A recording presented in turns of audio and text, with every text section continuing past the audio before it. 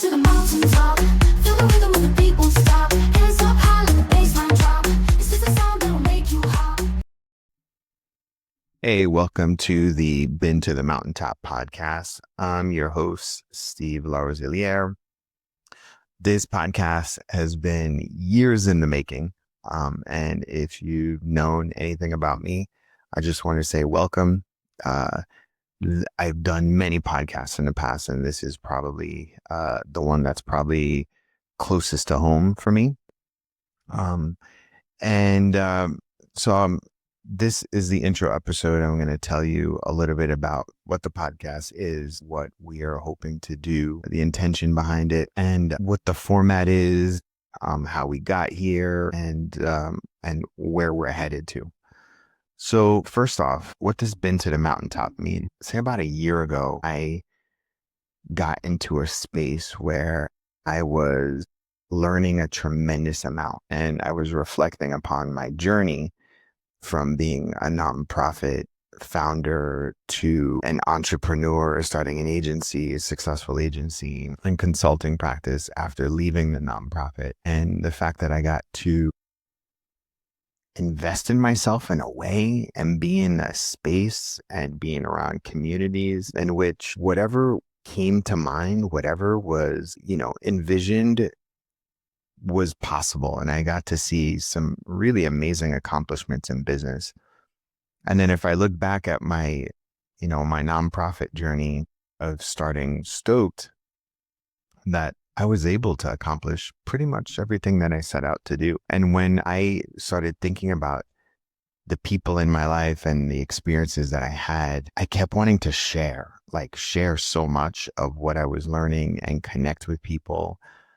And the first thought was I should start a WhatsApp group of my core friends that I could share this information with. And then the thought was, who's going with me to the mountaintop? And because again, I saw what it was like to make an impact on communities through my work at Stoke and all of the various nonprofits that if you organize people together, around a mission and a vision, anything's possible. But then I saw the power of business and saw the power of creating value, in which, I realized that you don't need to change people's lives just by starting a nonprofit or doing a charity. You can help people. And so through my business, I've been able to help about a dozen people quit their jobs, go full time. I've helped companies go from 7 to 8 figures in revenue. And so I was like, who's going to go with me to the mountaintop?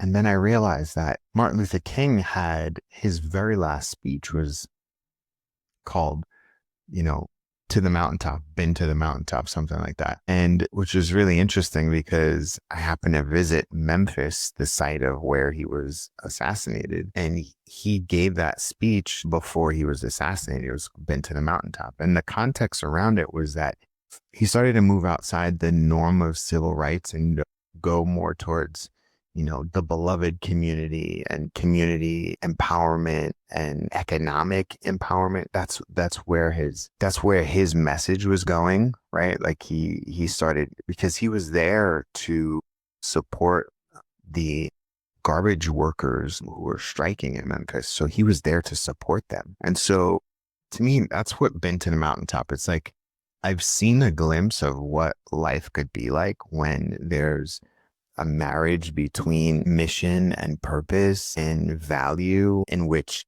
many people can participate in an equal and everybody has a stake in it. And people are able to make money, have good lives, be able to do the things that they can do because they have that opportunity there and they have the community and they have the resources. And that's kind of what Been to the Mountaintop stands for me.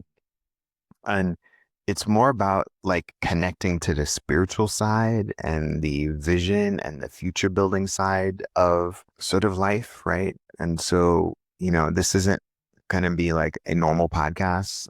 I'm really kind of using it as a blueprint and as a story and a strategy and the soul and the systems to help people get to their own mountaintops. Because I've been there and I came back and now I'm working my way back up. But instead of me going alone, I want to do it with people. I want to do it with the listeners. I want to do it with my friends. I want to do it with my collaborators, my community, because that's really what I see is that's what we need, right? My two favorite words of the moment right now are world building and collective liberation.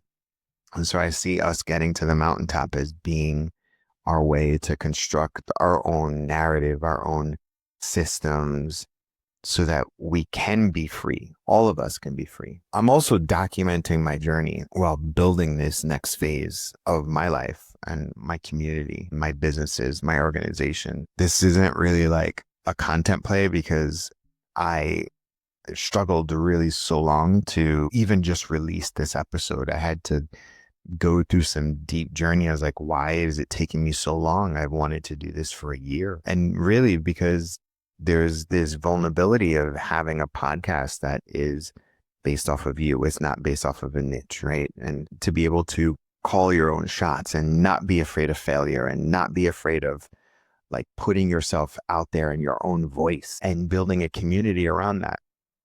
And so just a little bit about me, son of Haitian immigrants, born and raised in the United States in New York. I live in Chicago now. Shortly after 9/11, I got into nonprofit work and I started mentoring kids.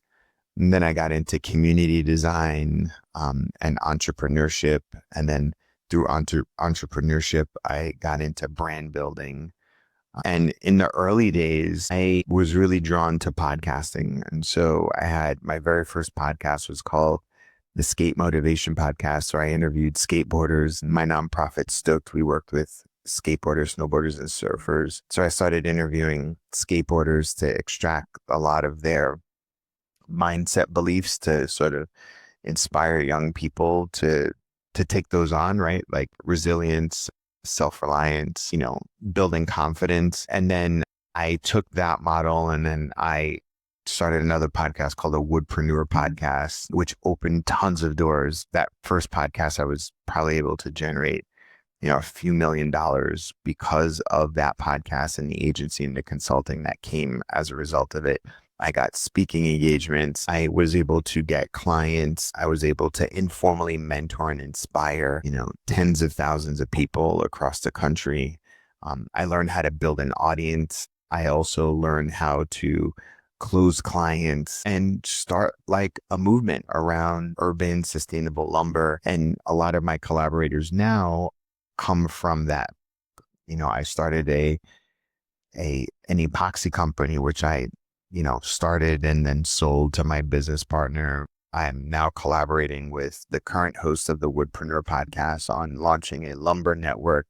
So podcasting to me is amazing tool and a way and I've gotten good at it. Right. So I have the Designers and Builders podcast, and I've helped other clients launch their podcasts.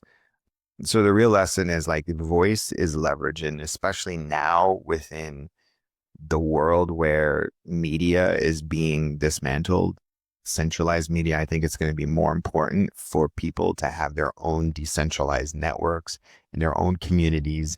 And then this podcast and other podcasts and other media channels like it are just a form of capital, right? Like media is leverage, voice is leverage, community is leverage. And there's just something there about being able to make sure that your voice and whatever you are passionate and you're committed to serving the world, like you own the media around it. Then you build a community around it. Then you build a brand around that. And then you find ways to add value, either by extracting value or adding value to that community. So for me, honestly, podcasting was never about viral downloads. It was about building rooms that I wanted to be in. It was about forming relationships with people that I wanted to have relationships with, and then share those stories with other people. And so where I'm at now is that I have an agency called Build a Growth. I'm also the interim president of Stoke, the nonprofit.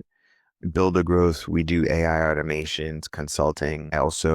My nonprofit, we mentor low-income youth in New York for now, but we've had programs in Los Angeles and Chicago.